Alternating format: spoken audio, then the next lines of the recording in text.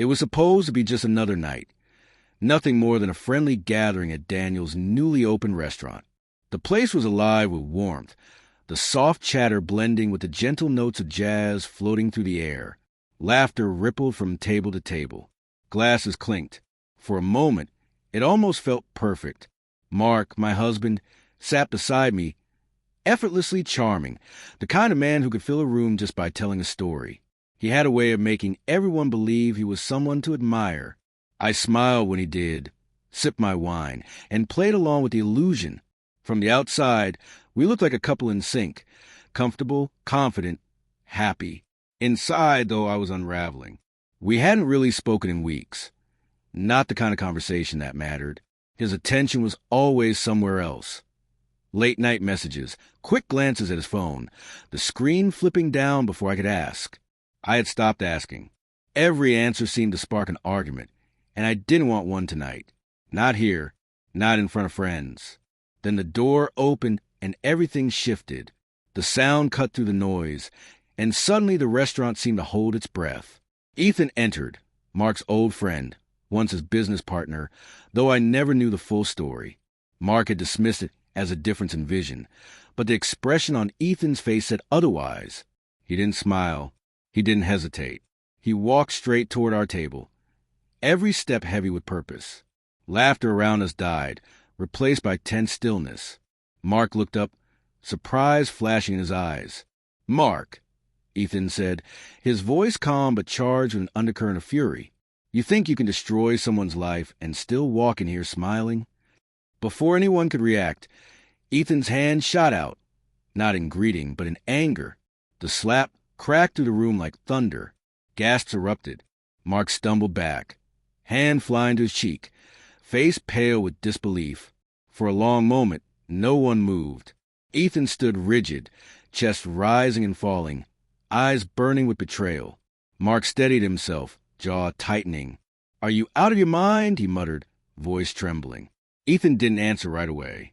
When he finally spoke, his tone wavered, not with fear, but with raw intensity. "You stole everything from me," he said. "My company, my reputation, my family's trust. You couldn't handle losing, so you destroyed me instead." I turned to Mark, searching for any reaction, anger, denial, anything. But all I saw was guilt. Real, visible guilt. My stomach twisted. I'd heard whispers about his promotion, rumors of someone being pushed out unfairly. But I had never connected it to Ethan. "You cost me everything, Mark," Ethan continued, voice strained. "My investors turned on me. My marriage fell apart. And you just watched it happen." The air felt suffocating. Everyone around us froze, pretending not to listen, but unable to look away. My heart pounded. I wanted to defend Mark, to tell Ethan he was wrong, but I couldn't. Deep down, I wasn't sure anymore. Mark sank into his chair, eyes fixed on the table. No denial, no justification, just silence. Ethan looked at him, then at me. "You ruined my life to protect your image," he said quietly, voice breaking. Then he started to turn, as if to leave. Something inside me snapped. Before I realized it, I was on my feet.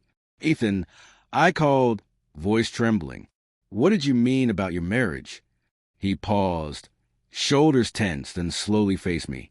His expression softened, not with anger, but with pity. "You really don't know, do you?" he said quietly. "Know what?" I whispered. He glanced at Mark, who sat motionless, staring at nothing. Ethan drew a slow breath. "Your husband didn't just ruin my business," he said. "He ruined my marriage because he was with my wife." The words hit me like a blow. My mind went blank. My body froze. I looked at Mark, waiting for him to refute it, to laugh, to say it was a lie. But he didn't. He just closed his eyes. The restaurant was silent. Even the jazz had faded, leaving only the echo of my heartbeat. Ethan's voice came again, quieter, exhausted. "You were the only one who ever defended him. You said he was loyal, that he'd never betray anyone. I wanted to tell you the truth back then, but I thought maybe he'd change. Maybe he'd prove you right. But people like him don't change. They just get better at pretending." He sighed, looking drained, and turned toward the door. "I didn't come here to start a fight," he said. I came here in the lie.